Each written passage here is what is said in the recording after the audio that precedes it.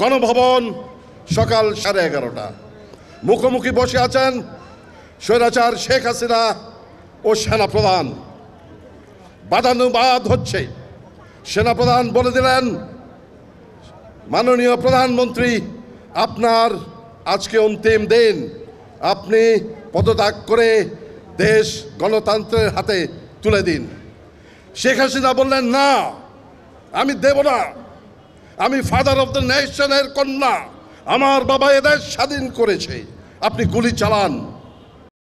স্বৈরাচার শেখ হাসিনার অন্তিম দিন অর্থাৎ 5 অগাস্টে আমরা ফিরে যাব। দৃশ্যপট 1, 5ই আগস্ট সকাল 10 ঘটিকা, স্থান রাওয়া প্রাঙ্গণ। এখানে অবসরপ্রাপ্ত অফিসারদের একটি অনুষ্ঠান ছিল। সে অনুষ্ঠান হচ্ছে সংগ্রামরত ছাত্র জনতার সাথে একাত্মতা ঘোষণা করে আমরা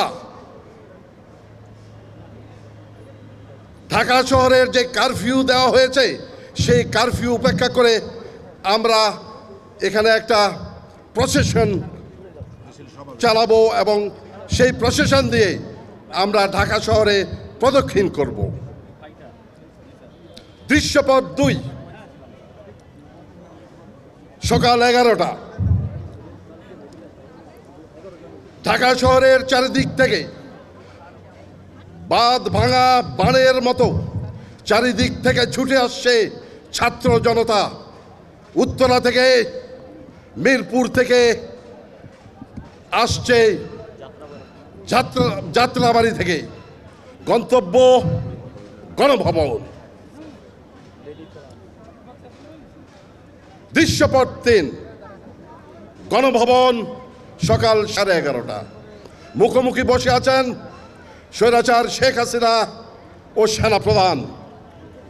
বাদানুবাদ হচ্ছে। সেনাপ্রধান বলে দিলেন, মাননীয় প্রধানমন্ত্রী, আপনার আজকে অন্তিম দিন, আপনি পদত্যাগ করে দেশ গণতন্ত্রের হাতে তুলে দিন। শেখ হাসিনা বললেন, না, আমি দেব না।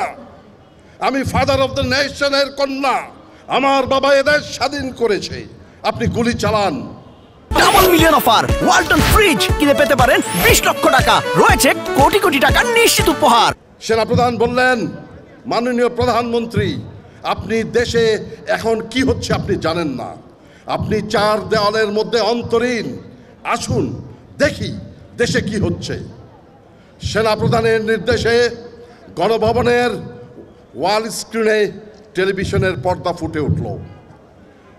কাকতালীয়ভাবে বাংলাদেশের ঢাকার যতগুলো চ্যানেল আছে সবার ক্যামেরার নিবন্ধ রাওয়ার প্রাঙ্গণে, যেখানে আমরা 200 অফিসার এবং সাথে আশেপাশের জনতা মিলে 105 আমরা দাঁড়িয়ে বিক্ষোভ প্রদর্শন করছি।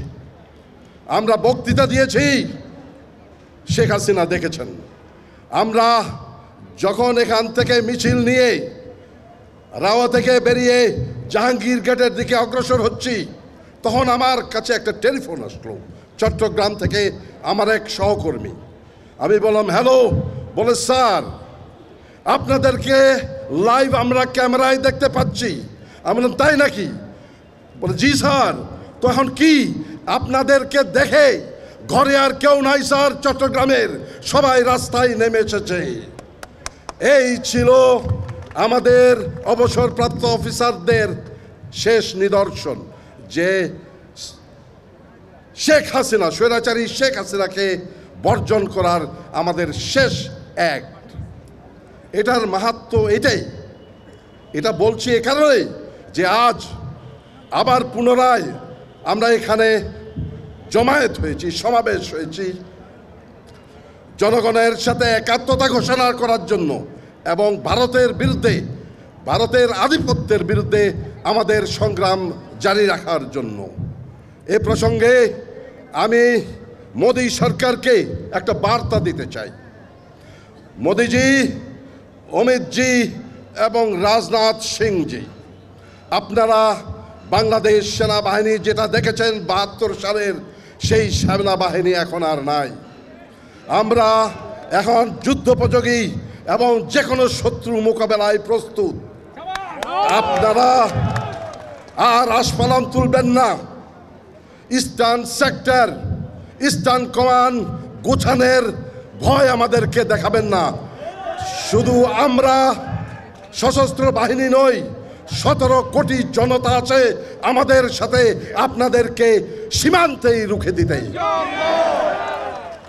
আর বক্তব্য নয়, আমরা আজকে যে জন্য উপস্থিত হয়েছি সেই অনুষ্ঠানে আমরা চলে যাব।